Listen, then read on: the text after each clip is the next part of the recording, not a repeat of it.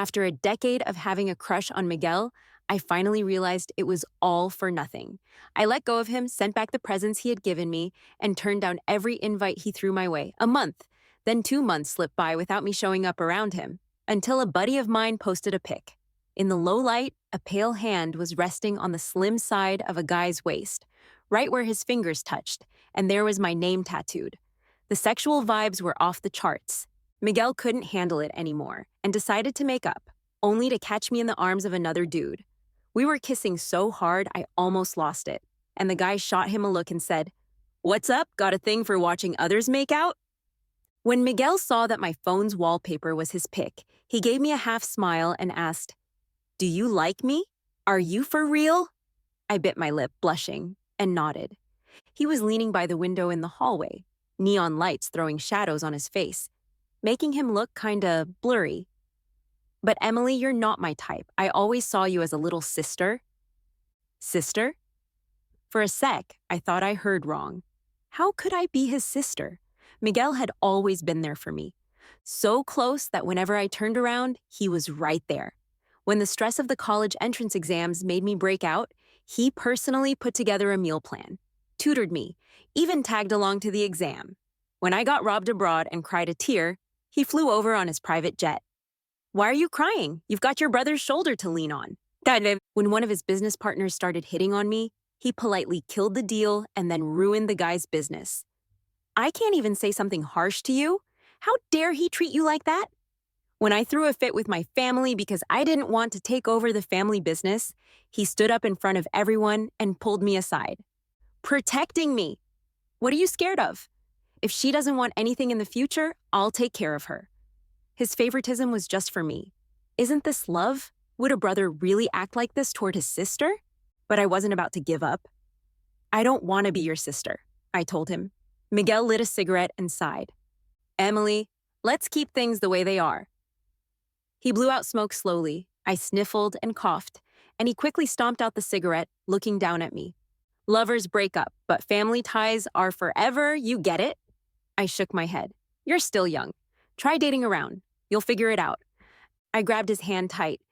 "Miguel, I know the difference. I've liked you forever. I don't want to be your sister. I want to be your girlfriend. Can't you give me a chance?" I was all in, risking my pride. But he stayed silent. Silence was an answer too. Tears streamed down my face uncontrollably. He just stared at me, a hint of impatience in his eyes. By the time I finished crying, I felt exhausted and kinda stupid, like a kid crying for attention. This version of me was too pathetic. I slowly stopped crying. Miguel pulled his hand away, making sure I'd totally give up on us. Maybe on him altogether. The smile faded from his lips and he looked cold, like he couldn't care less about dealing with me. Girls who throw themselves at someone lose all their value. The words I wanted to say got stuck. This was the end of it. Saying more would just make me feel worse. So I forced a smile. "Got it, Miguel. I didn't cling to you." I wiped my tears. The air was so still. All I could hear was the rain tapping outside. "Need a ride?" he asked. I shook my head. "No, thanks." He seemed like he wanted to say more, but just nodded curtly.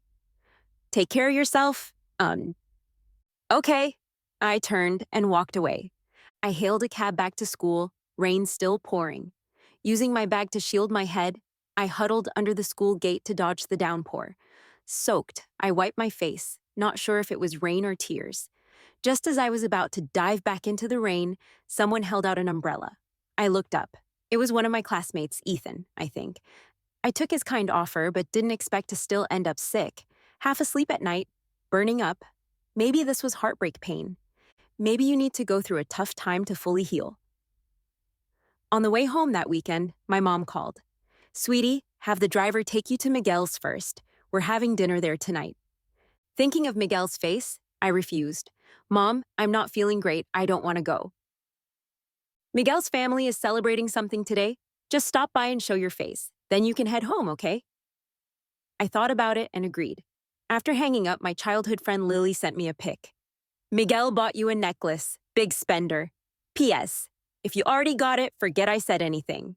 She saw him at an auction last week and sent it over. Why didn't you post about it? My heart raced. I'd loved that necklace for ages and had mentioned it to Miguel before, but when I walked into his house, the necklace was on someone else's neck. It was Sophia. My mind went blank for a sec.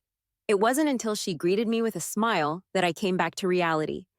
Emily, you've grown up. You're looking more beautiful than ever. I forced a smile, holding back my feelings. Hey, Sophia. Sophia was amazing. Same age as Miguel, part of our group. She could match him in status and ability. Miguel had always admired her. At that moment, even if I was naive, I could tell today's gathering was set up by the elders to pair them up. I wasn't too upset, just curious. Why that necklace? Why did it have to be that one? I looked up and our eyes met. Miguel frowned slightly, quickly looking away. He didn't seem happy to see me. After all, we had everything out in the open, and I shouldn't have been so clueless to show up at his arranged date. In the past, when rumors about them circulated, I'd tested the waters by asking Miguel if there was any chance. He said he and Sophia were alike, both strong-willed, making them good business partners. Back then, I foolishly thought my softer personality balanced it out. Total wishful thinking. I didn't stay till the end. Later, I told Lily the necklace wasn't for me. And after finding out about my feelings, he rejected me. I started packing away Miguel's gifts. On a video call, Lily chatted on. He rejected you? Oh, come on. No way. He said he sees me as a sister and doesn't want to cross that line. The box I was holding had a gift Miguel brought back from Pakistan. He'd gone there for business and stayed an extra day just to get something for me, but he got caught in a terrorist attack. During our video call, stray bullets exploded behind him, cutting the connection.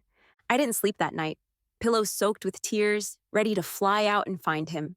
But the next day, he showed up with that gift in hand. He still had a wound on his forehead. When he saw my swollen, tear-streaked eyes, he gently rubbed my cheek. I'm not dead yet. See? I came back safe. I threw myself into his arms, unable to calm down for a while. Sister? That's ridiculous. Does Miguel really think that?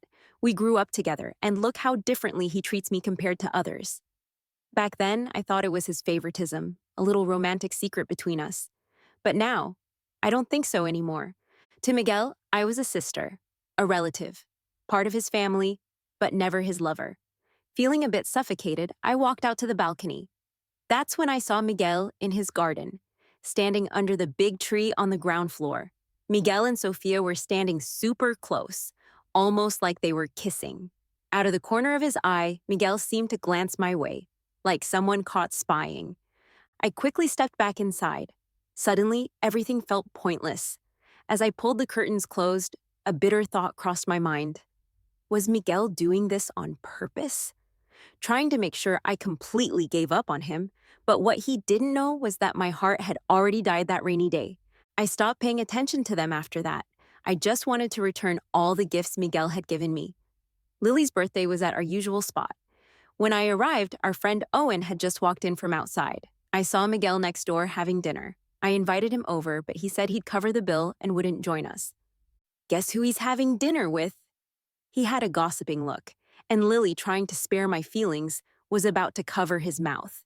But it was too late. He already said it. With Sophia, can you believe it? The two most successful people in our group finally got together. Wait, but what about Emily? Can you stop talking for once?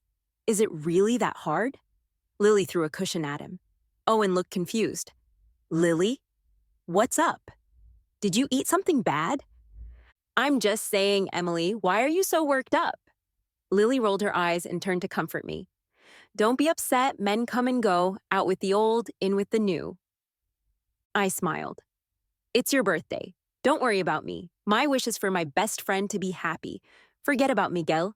Does he even realize how rare it is to love someone for so many years? What a fool. Listen, here's my advice.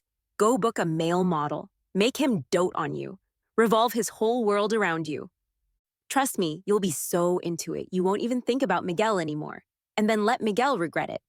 Even if he were a god, you wouldn't give him a second glance. A male model? Regret? Lily, what kind of wild ideas are you coming up with now? Owen chimed in. As they argued, I stepped out for some fresh air. Looking down, I saw a familiar figure surrounded in the alley below. His arms were covered in cuts, clothes torn. When he lifted his face, I realized it was Ethan. We'd been classmates for 3 years, and I never imagined Ethan's family was struggling so much. I helped him, then gave him some money to help pay off his debts. Use the rest to cover your grandma's medical bills. It's my way of repaying the favor for that umbrella on that rainy day. He stood there, stunned, eyes slowly turning red. The young guy clenched his fists tight, veins bulging, pale skin illuminated by the streetlight, looking fragile, almost shattered. He said he'd pay me back as soon as possible, or if I ever needed anything, I could always come to him. Sometimes fate works weirdly between people. Or maybe when you look back on a decision, you realize you didn't even know why you made it. And that's how Ethan, kinda unintentionally, became my first boyfriend.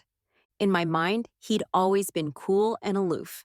I heard from my roommates his name often popped up on the confession wall, but he was never into that. Instead, he started a business venture with some seniors early on. He'd won tons of awards in entrepreneurship competitions and was top of his class, always with his own goals, very distant from me. Back then, my life was all about studying and staying close to Miguel. So now, with roles reversed, I was curious. What would it be like in a relationship where someone is endlessly attentive and only has eyes for you? Would it make me feel cheap? By senior year, there were fewer classes, and Ethan was nailing his role. When we were together, he always took the lead. Despite being busy with his career, he still prioritized me, even though our relationship initially had money involved. A month, then 2 months passed, and with hormones high, we started holding hands, hugging, acting like a normal couple. I didn't try reaching out to Miguel anymore. Lily told me she and Owen ran into him once while out. He asked about me. Lily accidentally let it slip that I was seeing someone. Miguel's face darkened, and after a cold laugh, he didn't even say goodbye, just left. What do you think that means? I didn't know, but that night I got a message from him. So you finally made something of yourself. It was vague and out of context, so I didn't reply. By then, time had passed. When he called, Ethan and I had just left the library. Are you on campus? In the sunlight, Ethan held up an umbrella for me, quietly turning his head away. He was giving me space. I hummed in acknowledgement even though Miguel and I weren't lovers. Our family's relationship made it impossible for us to be enemies. Besides, he hadn't really done anything wrong to me. He just didn't like me, that's all. I'm at the university for a forum and happened to grab your favorite little cakes. He said it in his usual tone, like my confession was just a minor thing in the past. I wasn't paying attention and tripped over a small stone on the path. Ethan quickly caught me, softly reminding me. Careful. Coming back to reality, I declined Miguel's offer. No thanks. Miguel, I'm on a diet and cutting out sugar. There was a moment of silence before he spoke again, his voice carrying a faint tremor. How about we grab a meal instead? I've already made lunch plans with my boyfriend. For a long moment, there was no response. Then I heard his heavy breathing, mixed with disbelief. Boyfriend? Miguel? Lily wasn't lying. I really do have a boyfriend. As I turned the corner, I saw Miguel standing in front of my dorm. His refined presence caught every girl's eye as they passed by. He saw me too. He walked toward me with long strides. I hung up the phone, pursed my lips, and greeted him. Miguel. Emily, aren't you going to introduce us? Was it just me? Or did he sound like he had a hint of gritted teeth?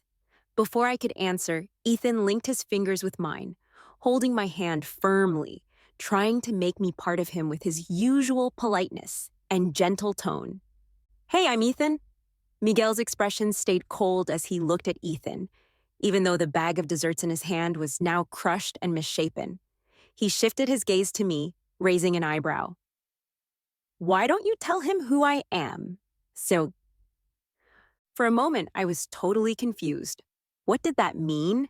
Feeling uncomfortable under his intense stare, I reluctantly turned to Ethan. This is my neighbor, Miguel. As soon as I said it, the bag slipped from Miguel's hand, and the dessert scattered on the ground. I heard Miguel's strained voice. Neighbor? Something I said must have hurt him. That day, Miguel gave me a look I'd never seen before, unfamiliar and pained. before walking away looking utterly lost. The northern weather turned cold quickly, and this year, the snow came early. Lily invited me to go skiing, and I brought Ethan along. On the bus ride up the mountain, Ethan handed me a warm pack. When we got off the bus, he discreetly wrapped a scarf around my neck, bundling me up snugly. Snowflakes fell on his hair, on his eyelashes, covering him with a light dusting of white. I smiled. Ethan, your eyelashes are so long. Has anyone ever told you that? He smiled faintly, shaking his head. No. Well, now someone has. Think we could balance a matchstick on them? After putting a hat on me, he lowered his lashes. You can try later. For now. Yeah, give me your hands so I can help you with your gloves. I obediently stretched out my hands. Ethan was that kind of guy. Attentive, thoughtful, and gentle. Most importantly, he was emotionally stable. Being with him made me feel safe. This was the first time I'd introduced him to my friends. Lily was the most excited, pulling me aside to whisper, Emily, your boyfriend is way too handsome. I told you the best way to get over one relationship is to start a new one. Oh, by the way, Miguel is here too, but he looks busy with business. I nodded. We were part of the same social circle, so avoiding him completely was impossible. Trying too hard would just make it seem like I still cared. Ethan brought over a thermos cup. You were coughing earlier. Drink something warm to soothe your throat. I smiled at him. You and Lily should go get your gear. I'll watch you ski. Honestly, I'm pretty bad at sports. And after all these years, I still haven't learned how to ski. I'll take you skiing. His gaze was intense, and he didn't seem to be joking. You're good at it? Very good, he said without the slightest hint of modesty. Feeling tempted, I changed into my ski gear with him. Lily and Owen were already having a blast on the slopes, looking so cool racing down in the sunset glow.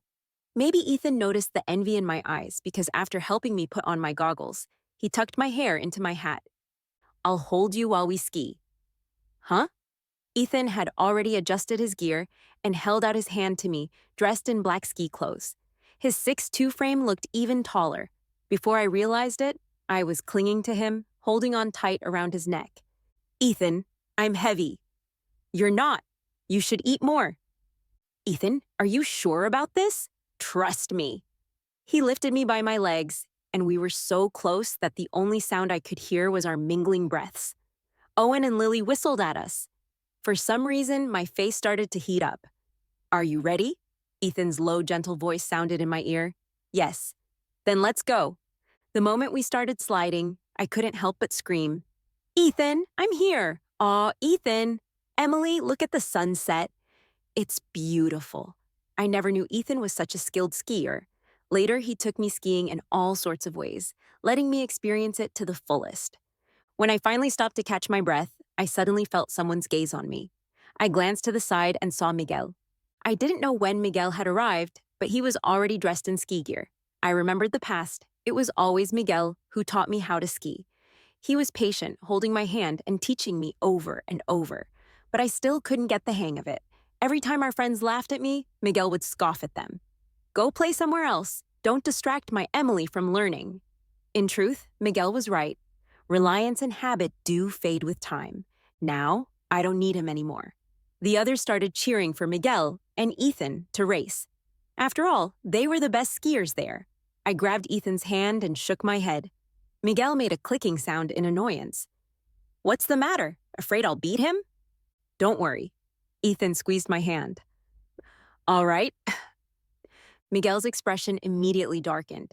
His gaze fixed on our joined hands, growing more intense, as if he could burn a hole through me. They took the ski lift up, and Lily came over to me. I don't get it. Why would Miguel agree to this race? Is he jealous? I shook my head. I don't know. Wasn't he the one who told me to date a few people and see what it's like? Besides, would a brother get jealous over his sister? When the race started, the crowd went wild. I found myself silently rooting for Ethan. After all, Miguel was an expert skier. At first, everything seemed fine, but halfway through, Miguel and Ethan got closer and closer. As they neared the finish line, Miguel was slightly behind. Then his ski accidentally, maybe not so accidentally, hit Ethan's. Ethan fell, Miguel crossed the finish line first. Only those who've skied know how painful it is to fall at high speed. Emily, look! Miguel skied over to me, like he was about to say something smug, like Ethan wasn't worth my time. But I just looked at him coldly. Was that fun, Miguel? Was it worth it? Ignoring the shock in his eyes, I rushed over to Ethan. Are you okay? It doesn't hurt. I'm fine. How could he be fine? He couldn't even stand up. I'm really okay. Ethan remained gentle, but I could see his hands and legs trembling. Normally, I have a good temper and a soft personality, but now it felt like there was fire burning in my chest. I ran back to Miguel, apologized to him. Him? Miguel looked like he'd just heard the craziest thing. Emily, do you even know what you're saying? I do, Miguel. You knocked him down. I saw it. So what? You're gonna take the side of someone you barely know over me? I stared at him in silence. Miguel's brow furrowed deeply as he looked at me in disbelief. Emily, do you? I cut him off. I like him. Is that so hard to believe? And by the way, he's not someone I just met. I've known him for a long time. I spoke each word clearly. His name is Ethan, and he's my boyfriend now. For a moment, everything went silent, so silent that even our friends held their breath. Everyone knew that for years. My eyes had only been on Miguel. I was his little shadow. Everyone assumed that eventually we'd end up together. I thought so too. But everyone missed one important detail. If someone truly likes you, why would they make you wait? The tension hung in the air. Lily nudged Owen, trying to get him to pull Miguel away. But Miguel, his eyes reddening with anger, lashed out. He kicked over his snowboard, sending snow flying into the air. Then he shouted at me, "Fine. All these years I've wasted my time caring about you." With that, he stormed off, disappearing into the wind and snow. I went back and slowly helped Ethan to his feet. The private ski resort had its own medical team. After an examination, they found Ethan had a few soft tissue injuries, and his knee and ankle were slightly dislocated. Throughout it all, Ethan remained calm and gentle, reassuring me not to worry. Even when the doctors were resetting his dislocated bones, Ethan didn't make a sound. I felt a sting in my nose, and after the doctors left, I sat beside him. I'm sorry, I didn't know something like this would happen. I also didn't know Miguel would do something like that. In the soft, warm light, Ethan's gaze was especially gentle. He held my hand and gave it a reassuring pat. It's okay, Emily. Thank you for bringing me to meet your friends. I'm really happy. Ethan was always like this, always gentle. When I left his room, I ran into Miguel, leaning against the wall in the hallway. We just stood there, silently looking at each other. In the end, he sighed and walked toward me. He reached out, like he used to pat my head, but I moved away. What? Are you scared of me now? He frowned. You're being so guarded with me now? Miguel, I have a boyfriend. So, it's not right for us to have this kind of close contact anymore, contact that might be misunderstood. I didn't want to fall into the trap of assuming he liked me just because of a small gesture. That chapter had ended. Even if we were like brother and sister, there needed to be some boundaries. Miguel clenched his jaw, the corners of his lips twitching. You ungrateful little thing. How long have you been with him that you're already defending him like this? Do you like him that much? I just think I should respect this relationship. And showing respect means pushing me away? Miguel, I called his name. In the past, when Lily and the others called him Miguel, I'd always softly call him by his first name. But after the last time, I started calling him Miguel. I think my actions made my feelings clear. You were the one who said that girls who make the first move lose their value. Did you forget? He let out a frustrated laugh. You're still holding a grudge? It's not a grudge. I stepped past him. I just don't like you anymore. After that day, I didn't see Miguel for a long time. I'd occasionally hear people say the project he and Sophia were working on was a huge success. They said the two of them were a powerful team, and something good was bound to happen between them soon. I didn't care much and spent most of my time in the dorm, working on my thesis. The rest of my time was spent with Ethan. He introduced me to his friends and told me about the project he and his senior colleagues were working on. Sometimes when they were busy, I'd quietly sit in their office, working on my own stuff. He'd occasionally bring me a blanket to keep warm or prepare some snacks for me. During meetings, if I so much as coughed, he'd discreetly hand me honey water, then continue with the meeting. It seemed like he never refused any request I made. I became immersed in his warmth. And gradually, I understood what Lily meant when she said, "When you're surrounded by love, you don't think about anything else." The day before New Year's, Ethan gave me a gift. It was a necklace, though it couldn't compare to the one I had before. I knew it was the best he could afford at the moment. He also handed me a bank card. "What's this?" "There's 500,000 in it. I'm repaying part of the money I owe you." I was shocked. "Ethan, where did you get so much money?" Meeting my gaze, he slipped the card into my bag. The game we released blew up after we advertised it on social media. This is part of the profit. I knew about the project they were working on, but I hadn't expected such a small game to bring in so much money. "There's no rush," I said. "That money is just the cost of a bag. I want you to keep investing in your business." As if he knew what I was thinking, he smiled. "I've kept enough for myself. Don't worry about me. My grandma is being well taken care of too." I accepted his repayment. But suddenly, I had a thought. Since our relationship started because of money, would it end once he finished paying me back? "Come on, girl. Don't tell me you've really fallen for Ethan." I thought about it. Lily shook my shoulders. "Really?" I thought again. Liking someone didn't seem so hard. So I nodded. Images of Ethan filled my mind. He was a calm, gentle person, always patient with me. Aside from his startup friends, there were no other girls around him, and he always kept a respectful distance from others. I'd heard my roommates describe him as a high mountain flower. I used to think he must be cold and hard to approach, but once I got to know him, I realized he had a warmer side too. In empty corridors or the garden with swaying tree shadows, Ethan would often hold me so tightly it felt like I could barely breathe. But we'd never kissed. "What did you say? You two have been dating for almost 6 months and still haven't kissed?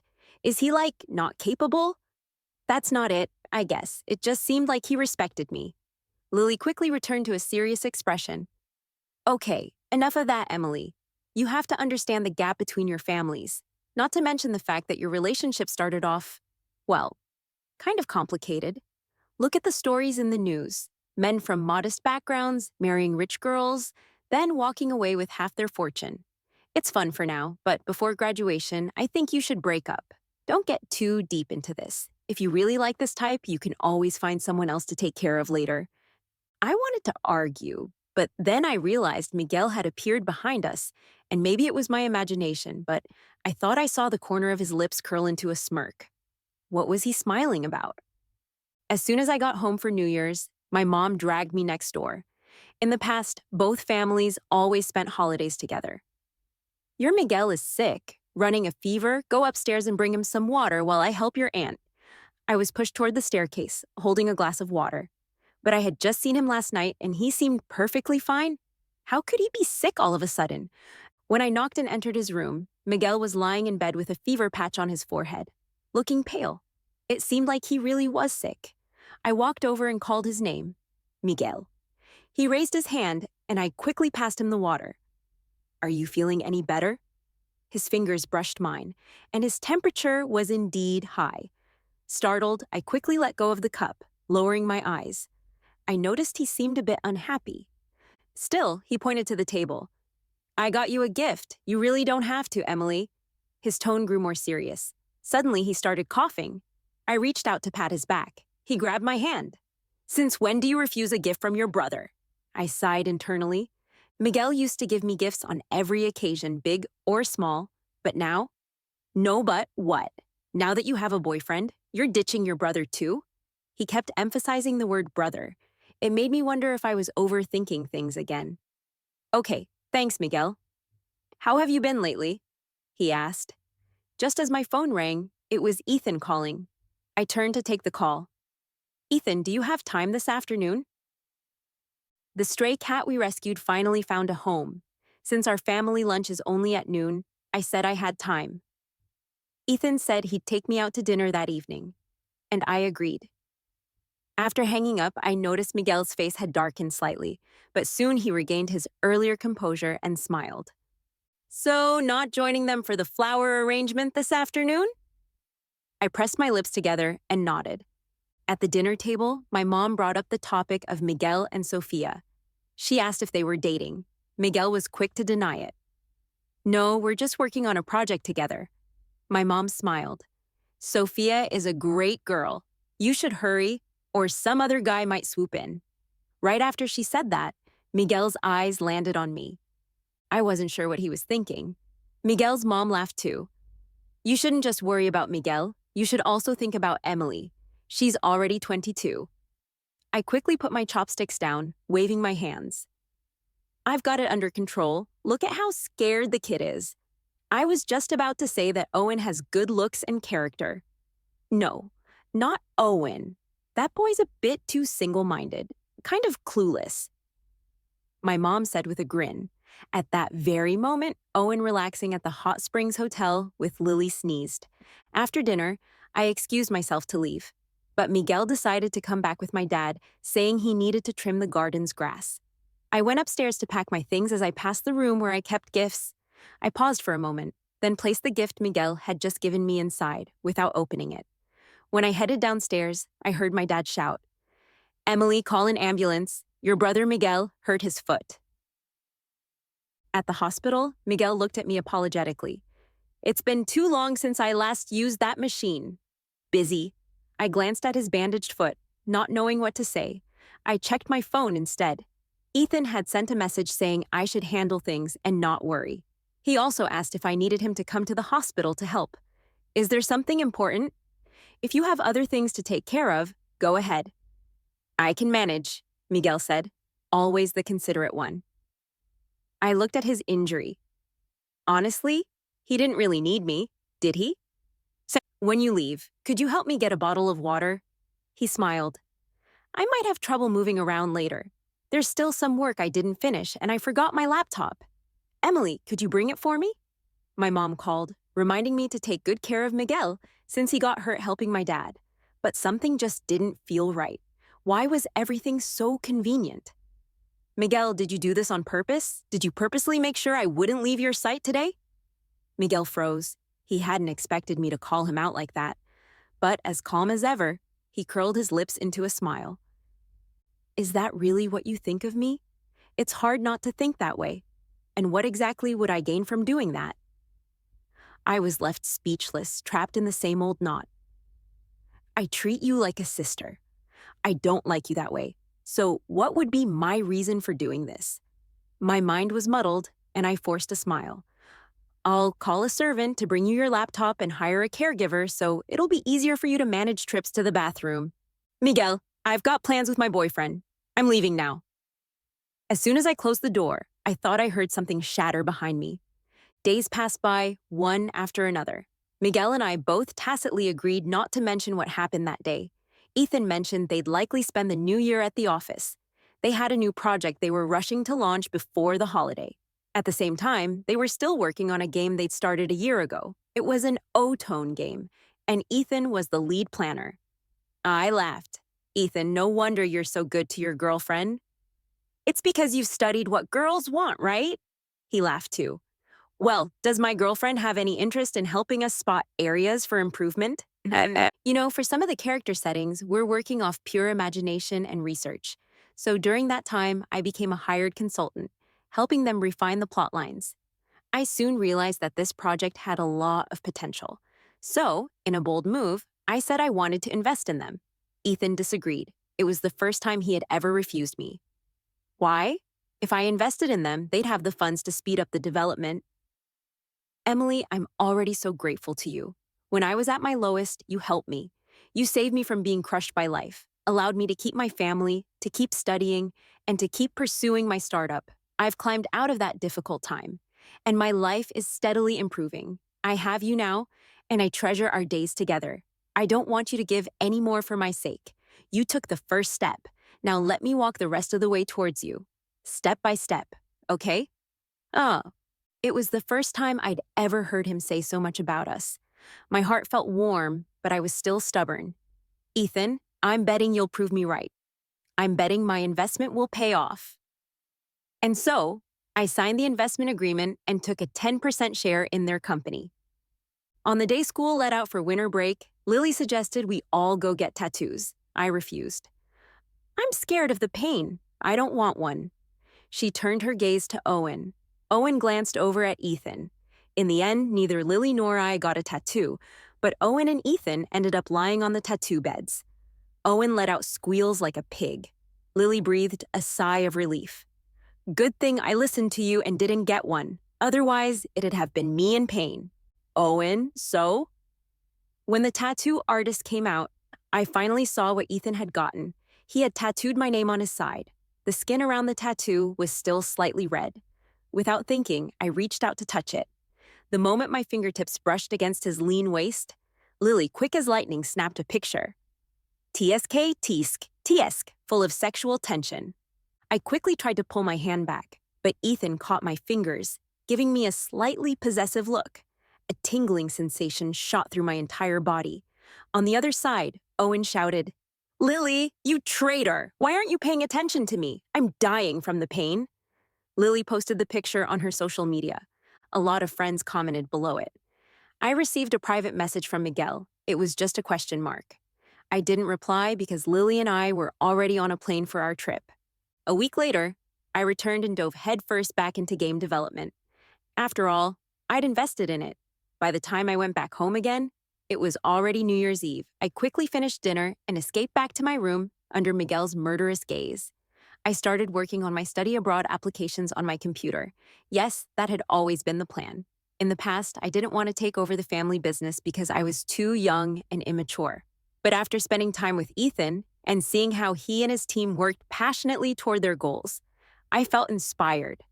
I wanted to become an accomplished adult too, maybe noticing that I wasn't planning to come back downstairs.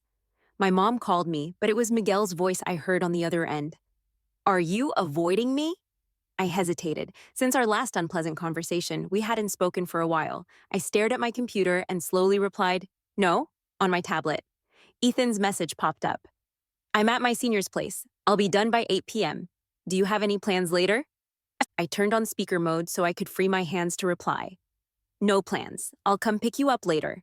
Then, maybe Miguel had heard the notification sound. Texting your boyfriend again? I gave a nonchalant hum in response. Miguel, you guys have fun. I won't be joining. Happy New Year. You don't want this year's gift either?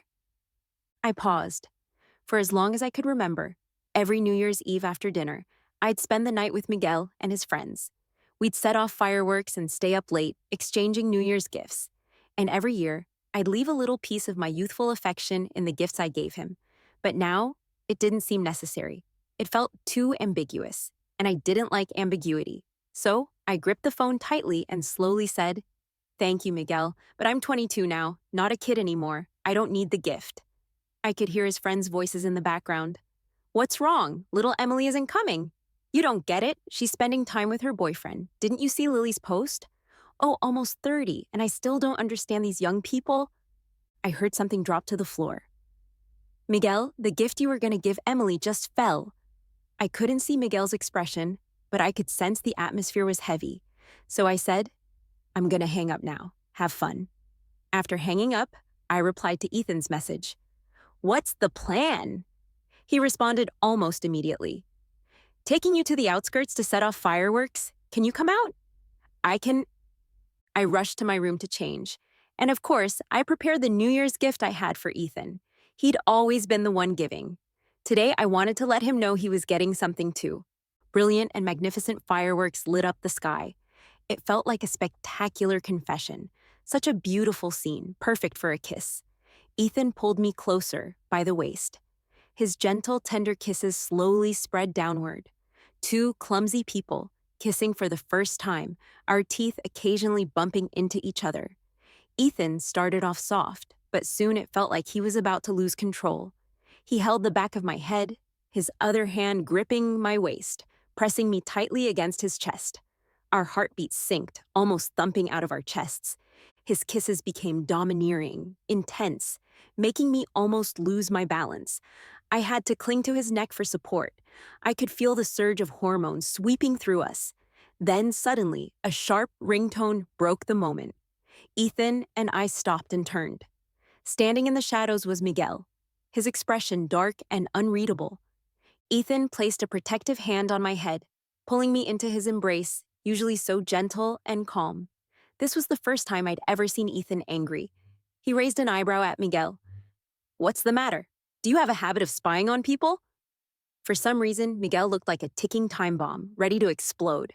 His breathing was heavy, as if trying to calm down on the brink of losing control. He reached out his hand toward me. "Emily, come here." I didn't move. His jaw clenched, and there was a brewing storm in his eyes. "Are you gonna come over yourself? Or do I need to carry you? Or maybe you'd prefer your parents finding out what you're up to right now?" I stared at him silently. "Miguel, are you threatening me? Kissing my boyfriend, isn't that normal?" He slowly closed his eyes. When he opened them again, he stormed toward us. And then, without warning, he punched Ethan in the face. They had a fight, my parents found out about my relationship, and put me under house arrest. I protested, but it was useless. "You don't even know him. Why are you dismissing him? He's an amazing person." My dad said, "Emily, don't try to make a mistake. The gap between you two is too wide. It won't work." My mom added, "This is your first relationship, and I get how you feel. But Emily, you're my only daughter. I just want to see you with someone we know well." Miguel said, "You two come from different worlds." I sneered. "Miguel, are you happy now? Is this the result you were hoping for?" "I'm doing this for your sake." "I don't need it. I'm an adult now. I can make my own decisions." He remained extremely patient, though a hint of obsession flickered in his eyes. "Don't you understand? If it weren't for the money between you two, you wouldn't be with him. You wouldn't have crossed paths." At that moment, I was certain the last incident had been deliberate on his part. "So, what?" Miguel reached out to touch my face. "So, break up with him, and then we can be together."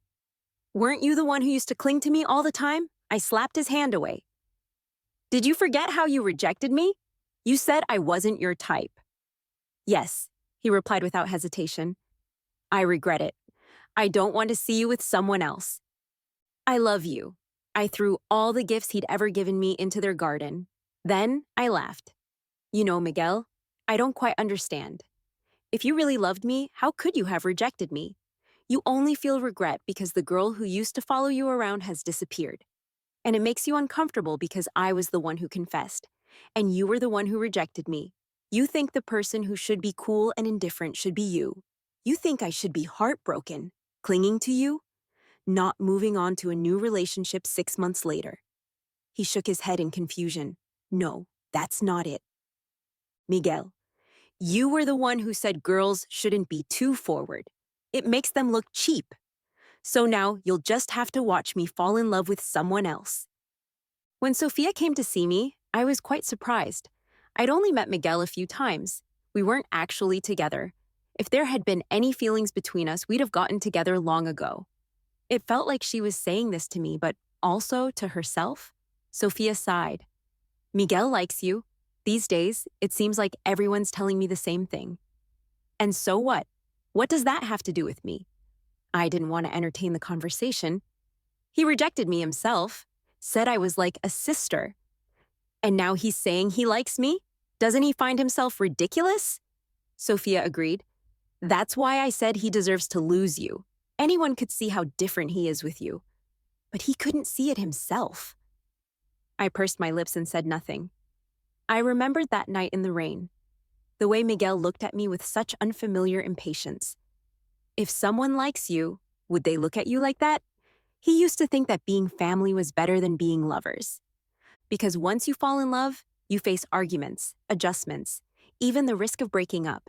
He didn't want to lose me. He didn't want to ruin that relationship, so he kept things the same. But what he forgot is that even family members eventually grow apart and start their own lives. And once that bond is broken, there's no going back to the way it was. So when he saw me with someone else, he couldn't sit still anymore. He regretted it. Sophia was analyzing his feelings. But I didn't care anymore. "I'm not here to speak on Miguel's behalf," she added. She just wanted me to see things clearly, to be certain of my choice. Sometimes when someone misses their chance, it's just gone. But what you have now, that's what's most precious, isn't it? In life, if you don't take a chance, that's what you'll regret. Emily, don't be like me. As she left, she handed me a letter. My parents wouldn't let Lily or Owen visit me, so they had to send the letter through Sophia. Inside was a bank card. Just like before, Ethan had paid me back double the amount. Emily, I've been very happy during the time we've been together, but I also understand the gap between us. My family, my career, and the eyes of the world. None of it matches you. At first, I thought maybe you were just playing with me or using me to make someone else jealous. And I accepted that because I couldn't refuse you. I've liked you for many years. You're such an amazing, adorable girl. Who wouldn't like you? Emily, thank you for giving me this opportunity, not only for saving me from a tough situation, but also for fulfilling my wish to be with you. Emily, I love you, and I want you to be happy. Please don't fight for me, okay? If one day I'm worthy of you, I'll come back for you. If you choose someone else, I'll still wish you the best because you deserve the best. I was sent abroad earlier than planned, as everyone had hoped. I didn't contact Ethan again, so I regained my freedom. Miguel would fly out to see me every week, traveling across great distances just to be with me, like countless times before. He cooked for me, watched TV with me, and prepared everything I needed. But inside, I no longer felt anything. I silently accepted it all because fighting back wouldn't bring me any benefits. Day after day, I threw myself into studying as if my life depended on it. I thought if I became strong enough one day, then I would have the right to choose. So I began to engage with the family business. I put away all my distractions and worked hard to become better. My parents were pleased, saying I had finally matured. Miguel was happy too, saying we had plenty of time ahead of us.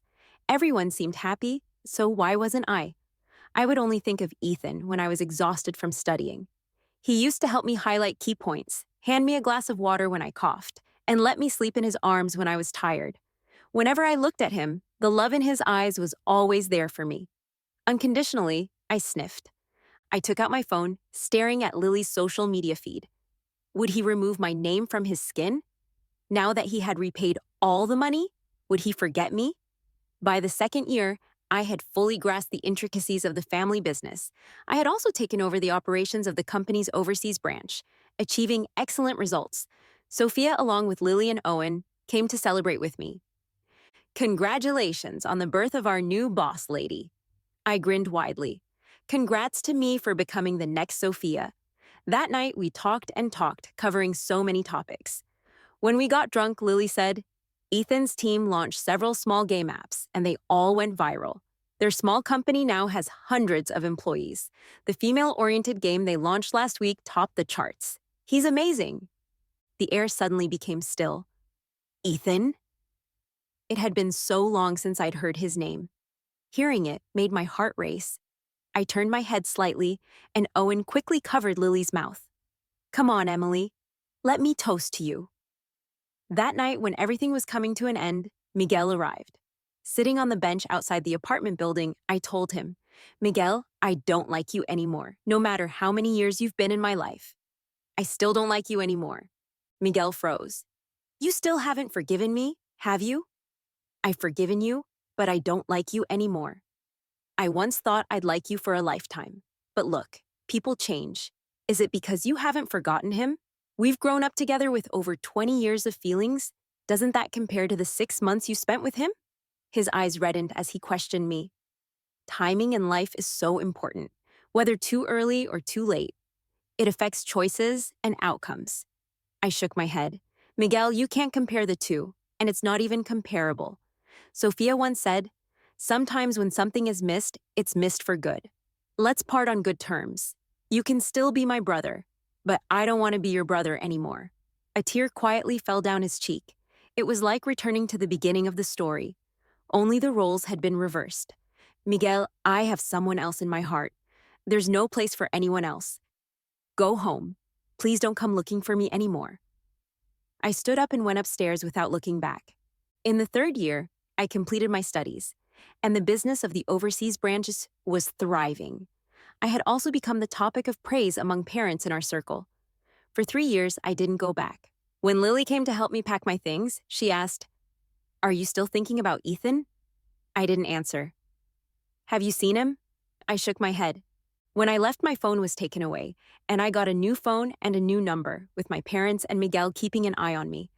I had no way of contacting him. The only news I had about him came from the media or from Lily. Lily pulled out her phone, opened her gallery, and handed it to me. Every month he comes here, even I didn't know. I was completely shocked. Why was I only finding out now? It was because of a post on a popular social platform from another international student. They mentioned frequently seeing a handsome man outside our school, as if he were looking for someone or maybe just there to check things out. Many people commented, sharing photos, saying they had seen him too at various times over the years.